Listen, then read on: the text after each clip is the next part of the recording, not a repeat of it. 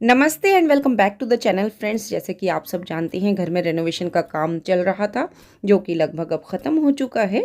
अब धीरे धीरे से मैं घर के सभी कोनों की, सभी कमरों की सफाई करने लगी हूँ।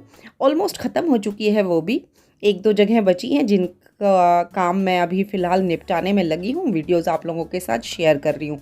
देखिए फ्रेंड्स, मैं चाहती तो एक साथ सारी सफाई या सारे काम लेके बैठ जाती और जल्दी से जल्दी अपने काम को ख़त्म करने की कोशिश करती, लेकिन उसका सबसे बड़ा नुकसान ये होता कि मैं बहुत जल्दी ना प्रेशर में आ जाती, बहुत जल्दी मैं उस काम की टेंशन ले लेती।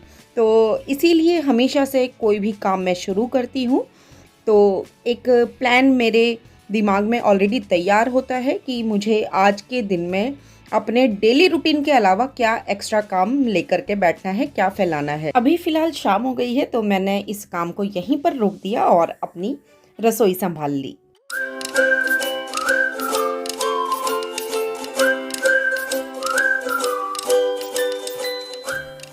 जिस टाइम पर हम लोगों ने घर में काम शुरू कराया था, हम ऑलरेडी मेंटली प्रिपेयर थे कि काम तो भाई फैलेगा। और क्योंकि कई चीज़ें ऐसी थी जो हमारे दिमाग में थी कि ये हमें कराना है, लेकिन क्योंकि अगर अपने पुराने एक्सपीरियंसेस देखें तो पता था हमें कि कई ऐसे काम होते हैं जो जब ग्राउंड लेवल पर उसे कराते हैं तब पता चलता है कि अभी इसमें इस काम की और गुंजाइश है और इतना ज़्यादा एक्स्ट्रा टाइम इसमें लग सकता है। तो जब से हम लोगों ने काम कराया था, मैं क्या करती थी, जो ब्रेकफास्ट होता था और साथ में लंच होता था वो मैं जल्दी निपटा देती थी, सुबह ही बना करके रख लेती थी। हालांकि काम करने के लिए बाहर से लोग आते थे, लेकिन कुछ भी हो उन्हें मॉनिटर करना ही होता है, क्योंकि हम हर बार इतने खुश किस्मत नहीं होते कि हमें हर बार काम करने वाले जो वर्कर्स हैं, आ रहे हैं, वो प्रोफेशनल ही मिले और अपने हिसाब से बढ़िया काम करके दें। उनको देखना, उनको गाइड करना, उनको मॉनिटर करना, उनको इंस्ट्रक्शंस देना बहुत ज़रूरी हो जाता है कई बार। और शायद यही कारण था कि यूट्यूब से मैंने एक इतना लंबा अच्छा खासा ब्रेक भी ले लिया था। बीच में एक आध वीडियो ही मेरे आ पाए और अभी फ़िलहाल हम लोग शाम के स्नैक्स खा रहे थे। और जब से काम शुरू हुआ था तो मेरी कोशिश यही रहती थी कि मैं जो शाम के स्नैक्स हैं कुछ इस तरीके की चीज़ें बनाऊं। या तो मैं फ्रूट्स ले लेती थी, बहुत सारे अलग अलग वैरायटीज़ के फ्रूट्स, फ्रूट चाट, स्प्राउट्स, इस तरीके की चीज़ें बना देती थी कि उनमें टाइम कम लगता था। साथ में थोड़े से पॉपकॉर्न बना लिए या फिर मखाने भून के रख लिए। तो ऐसी कोशिश रहती थी कि जितना टाइम मैं सेव कर सकूं उस टाइम किचन से, क्योंकि प्रायोरिटी मुझे पता थी कि अभी फ़िलहाल कहाँ पर मेरी ज़रूरत ज़्यादा है। नाश्ता हो या फिर रात का डिनर हो, कोशिश मेरी हमेशा से ये रहती कि बच्चों के साथ, परिवार के साथ बैठकर ही करूं। उसके एक दो नहीं, बहुत सारे फ़ायदे हैं। फ्रेंड्स, एक पेरेंट बनना बहुत ही चैलेंजिंग काम होता है। हमें बहुत से त्याग करने पड़ते हैं और सबसे ज़रूरी चीज़ या सबसे कीमती चीज़ जो हमें त्यागनी पड़ती है वो होता है समय। टाइम देना बहुत ज़रूरी है बच्चों को, चाहे हम दुनिया भर की कोई भी लग्जरी उसे दे या ना दें, समय देना बहुत ज़रूरी है। और मुझे लगता है समय हर माँ बाप के पास या हर वर्ग के परिवारों के पास ज़रूर होता है। बस निर्भर ये करता है कि वो प्राथमिकता दे रहे हैं उस चीज़ को या नहीं। बच्चे जब तक छोटे होते हैं हम उन जैसे चाहे उनको बहला लेते हैं, फुसला लेते हैं, लेकिन जब बच्चे बड़े होने लगते हैं तो उनको हैंडल करना बहुत ट्रिकी हो जाता है। तो इसीलिए मैं बार बार इस चीज़ पर ज़ोर दे रही हूँ कि टाइम देना बहुत ज़रूरी है बच्चों को। उसके कई फ़ायदे हैं, जैसे जब हम बच्चों के साथ बैठते हैं, उनके साथ बातें करते हैं, तो केवल ये नहीं कि हम उनके मन की बात जान पाते हैं, उनको कोई परेशानी नहीं है या किसी तरीके की कोई दिक्कत तो लाइफ में वो फेस नहीं कर रहे। उसके साथ साथ जब उनसे बात करते हैं तो हम भी बहुत सारी चीज़ें हैं जो सीखते हैं, नई टेक्नोलॉजी, नया क्या दुनिया में चल रहा है वो सब बच्चों के द्वारा ही हमें पता चलता है। खैर, अभी फ़िलहाल ना हम लोग टीवी पे एक प्रोग्राम देख रहे थे जो कि बेस्ड था फ़िलहाल जिस तरीके की सिचुएशन चाइना और ताइवान के बीच में चल रही है। तो बहुत सारी चीज़ें अभी पता चली सबके साथ डिस्कस करके कि किस तरीके से दुनिया में सबसे ज़्यादा सेमीकंडक्टर्स हैं वो अकेला ताइवान बनाता है और चाइना का क्या इंटरेस्ट है ताइवान के प्रति, और उस इन दोनों की कंट्रोवर्सी या जो भी चल रहा है उसमें हमारे इंडिया का क्या रोल हो सकता है। तो ऐसे दुनिया भर की बातें हैं जो हम लोग जब इकट्ठे बैठते हैं तो करते हैं। तो मैं वही आपको बता रही हूँ कि सिर्फ बच्चे ही हमसे नहीं सीखते, बहुत सारी चीज़ें ऐसी हैं जो हम भी बच्चों से सीखते हैं। हाँ, लेकिन ठीक है, हमें जैसे सब कहते हैं टीनेजर्स बच्चे हैं, उनके साथ हमें दोस्तों की तरह बर्ताव करना चाहिए, लेकिन भाई जो दोस्त होते हैं वो कभी भी गलतियों को हाईलाइट नहीं करते या बताते नहीं कि आपने ये गलत किया, तो वहाँ पर हमें एक पेरेंट बनना ही पड़ता है। इसके बाद मैं किचन में बिज़ी हो गई, डिनर का काम निपटाया, बाकी और छोटे मोटे काम निपटाए। और क्या होता है, मेरी आदत है जैसे चलते हुए ना कुछ काम मैं साथ के साथ निपटाती रहती हूँ। कुछ भी चीज़ मुझे जो इधर उधर पड़ी हुई मिलती है कि हाँ ये चीज़ अपनी जगह पर सही होनी चाहिए, या कोई चीज़ टूटी फूटी मिलती है तो अगर मैं उसे खुद से रिपेयर कर सकती हूँ तो मैं उसको रिपेयर कर देती हूँ, ठीक कर देती हूँ। नहीं तो अगर बाहर से किसी को बुलाना है तो उसको बुलाकर ठीक करवा देती हूँ। मुझसे बिल्कुल भी नहीं देखा जाता कि घर की कोई मशीन, कोई लाइट ख़राब है, या कोई चीज़, कोई कपड़ा फटा हुआ है, या कोई चीज़ टूटी हुई रखी है। तो फ़िलहाल अभी जैसे मैं ये काम कर रही थी तो ये एक लोटस का फ्लावर था क्रिस्टल का, जो इसमें पहले नीचे मशीन हुआ करती थी, लाइट जलती थी, और अब वो तो मशीन ख़राब हो गई है, सिर्फ ये फ्लावर बचा है। मुझे बहुत देखने में अच्छा लगता है, तो इसको ना अभी साफ़ करते टाइम इसके जो पेटल्स थी क्रिस्टल की वो अलग हो गई थी, तो बस चलते चलते मैंने इसी को पेस्ट कर दिया। मुश्किल से मेरे 2 या 3 मिनट लगे और एक बहुत ही खूबसूरत सा डेकोरेटिव पीस अपनी सही शेप में आ गया। नेक्स्ट डे संडे था, यश को कॉलेज नहीं जाना था, तो उस दिन मैंने सुबह जल्दी उठकर सोचा बाहर का काम निपटा लूँ, क्योंकि नाश्ता आराम से बनेगा। बच्चे दोनों सो रहे थे, रविंदर जी वॉक पर चले गए थे, मौसम अभी ठीक था उस टाइम तक। तो मैंने इस तरीके से अंदर का जो भी साफ़ सफाई का मेरा बरामदे का काम बचा था वो शुरू कर दिया। फ़िलहाल क्या था, ये जो शीशे हैं जो मैंने एल्युमिनियम विंडो का काम कराया हुआ है, तो इसमें मैंने लगभग कई साल पहले, लगभग 4-5 साल पहले ना कुछ स्टिकर्स पेस्ट कर दिए थे, और उस टाइम अच्छे लग रहे थे वो। कई साल हो गए हैं वैसे। तो अब क्या है, एक तो उनमें ना किनारे उन्होंने छोड़ने शुरू कर दिए थे, और उनका जो ग्लू था साइड से वो उस पर ना डस्ट जमने लग गया था, तो उसको साफ़ करना था मुझे। आज मुझे कई गुना ज़्यादा टाइम लग गया इस शीशे को साफ़ करने में, वरना मैं जिस तरीके से इन शीशों को साफ़ करती हूँ मिनटों में मेरा काम हो जाता है, लेकिन आज बहुत ज़्यादा टाइम लग गया।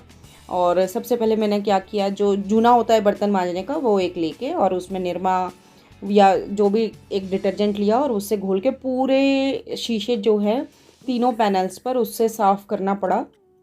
अच्छा खासा समय मेरा उसमें निकल गया, और उसके बाद फिर एक साफ़ कपड़े से इसको पोंछ के, और उसके बाद अखबार और जो ग्लास क्लीनर होता है उसकी हेल्प से मैंने इसको अंदर से इस तरीके से साफ़ कर दिया। देखिए फ्रेंड्स, हर घर है वो अलग होता है अपने आप में, परिवार अलग होते हैं, हर घर का साइज़ अलग होता है, और काम करने वाले मेंबर्स कितने हैं वो भी अलग अलग होते हैं। तो ये सिर्फ घर में रहने वाले लोगों के ऊपर ही डिपेंड करता है कि वो अपने घर में कितना टाइम साफ़ सफाई को देना चाहते हैं। हम अपने 24 के 24 घंटे या जो भी हमारे वर्किंग आवर्स हैं वो हम साफ़ सफाई को नहीं दे सकते, बहुत सारे बाकी काम भी और घरों में होते हैं। लेकिन फिर भी मेरी कोशिश ये रहती है कि मैं जो भी टाइम मेरा एक्स्ट्रा बचता है उसमें कुछ ना कुछ अपना साफ़ सफाई का है, या फिर घर की जो मेंटेनेंस है, किसी भी तरीके का ऑर्गेनाइजेशन है, और थोड़ी बहुत जो डेकोरेशन है उसमें मैं लगा दूँ। मेरा घर बहुत ज़्यादा वेंटिलेटेड है, घर में दोनों तरफ दरवाजे हैं, और उसके अलावा ढेर सारी खिड़कियाँ भी हैं, तो जिन्हें मैं खुला ही रखती हूँ। जैसे किचन की विंडो मेरी हमेशा खुली रहती है, रात को सोते समय ही हम उसे बंद करते हैं। इसी तरीके से बेडरूम में जो बालकनी का डोर है, जब एसी चलता है सिर्फ उसी टाइम हम बंद रखते हैं। तो ऐसे बहुत सारी जगह हैं जो हम दिन भर खुला रखते हैं, तो उससे क्या होता है, अंदर बहुत जल्दी डस्ट कलेक्ट हो जाता है, तो उसको टाइम टू टाइम जल्दी जल्दी मुझे साफ़ भी करना पड़ता है। आप लोगों से मैंने बताया था कि मेरे घर में नीचे के फ्लोर में लगभग हर जगह टाइल्स लगी हुई हैं, बरामदा हो, किचन हो या बाथरूम, ऊपर तक बिल्कुल सीलिंग तक की टाइल्स हैं। और उसके अलावा इस तरीके से एल्युमिनियम विंडो है या बड़ी बड़ी खिड़कियां हैं, दरवाजे हैं, तो उनको मैं किस तरीके से साफ़ करती हूँ आज आप लोगों को बताती हूँ। इस तरीके से एक स्पिन मॉप का जो मॉप होता है वो हमेशा मैं एक सेपरेट रखती हूँ, जो कि सिर्फ इस तरीके की साफ़ सफाई के ही काम आता है, और बहुत जल्दी बहुत आसानी से मेरा काम इससे हो जाता है। मॉप के ऊपर बस थोड़ा सा ग्लास क्लीनर मैंने स्प्रे किया, थोड़ा सा पानी डालती हूँ, हल्का सा गीला करती हूँ, डैम्प कह सकते हैं, और उसके बाद उसी से उन शीशों को, उन पैनल्स को पूरा मैं साफ़ कर देती हूँ। बहुत आसानी से हो जाता है, और सेम यही तरीका टाइल साफ़ करने का भी है मेरा। अभी फ़िलहाल मैं बाहर से शीशा साफ़ कर रही हूँ और जब मैं कर रही थी ना तो बाहर से बादल गरजने की आवाज़ आ गई थी और मैंने कहा भाई आज की मेहनत तो ख़राब गई, क्योंकि क्या होता है जैसे ही बाहर बारिश आती है तो मेरे यहाँ पर जो ग्रिल लगी हुई है उससे बारिश की बूंदें टकराती है और अंदर शीशे पे आ जाती है, तो उससे पूरे शीशे पर छोटे छोटे बूंद के निशान आ जाते हैं। तो फ़िलहाल मैंने कहा कोई नहीं, अभी एक बार तो कर देते हैं, बाद की बात में देखेंगे। और क्योंकि हमारा जो घर है, मैं बता चुकी हूँ हम लोग एक गांव में रहते हैं और गलियां बहुत ही छोटी छोटी हैं। आप देखेंगे सटे हुए घर हैं, वैसे ही नेचुरल लाइट कम आती है अंदर घरों में। और अभी फ़िलहाल क्या हुआ है, बाहर का मौसम बहुत ख़राब हो गया था, तो शीशे तो मेरे बिल्कुल साफ़ हो गए हैं अंदर से भी बाहर से भी। अब मुझे करनी है टाइल साफ़। टाइल साफ़ करने के लिए मैं ये क्लीनर यूज़ करती हूँ रॉफ का, और बहुत अच्छा है, बिल्कुल टाइल्स चमक जाती हैं। डिटर्जेंट वगैरह मैं अवॉइड ही करती हूँ टाइल्स के ऊपर। तो फ़िलहाल इसको अच्छी खासी क्वांटिटी में डाल देती हूँ पानी के अंदर ही, और इसी से फिर मैं टाइल साफ़ करती हूँ। अगर कहीं पर किसी तरीके के ज़्यादा गहरे निशान टाइल के ऊपर पड़ गए हैं, उनको साफ़ करने के लिए इस क्लीनर को ना डायरेक्ट उस निशान पर थोड़ी देर लगाकर छोड़ना पड़ता है। जैसे जंग वगैरह के निशान कई बार लग जाते हैं, या पानी के निशान होते हैं, कहीं पर गमले रखे रहते हैं, तो उससे ये बहुत अच्छे से साफ़ हो जाती है।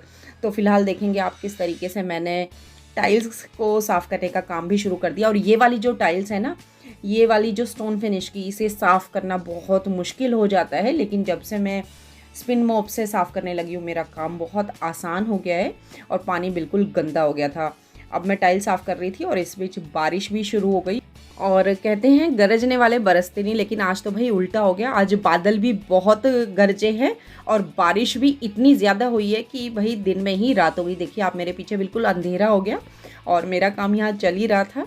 आज के लिए बस मैंने बरामदे का ये वाला पार्ट ही चुना था जिसकी मुझे सफाई करनी है। इसके अलावा अभी ऊपर का जो एरिया है वहाँ पर भी नई टाइल्स लगी हैं, एक बार मैं सोच रही हूँ उनको भी साफ़ कर दूँ। वैसे साफ़ है लेकिन कहीं कहीं पर सीमेंट के निशान हैं। तो फ़िलहाल इस तरीके से नीचे की जो बरामदे की टाइल्स हैं इस साइड की, वो मैंने साफ़ कर दी है।